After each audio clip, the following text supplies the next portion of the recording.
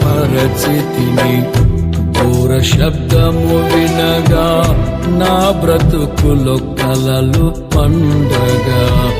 అవధులు లేని ఆనందముతో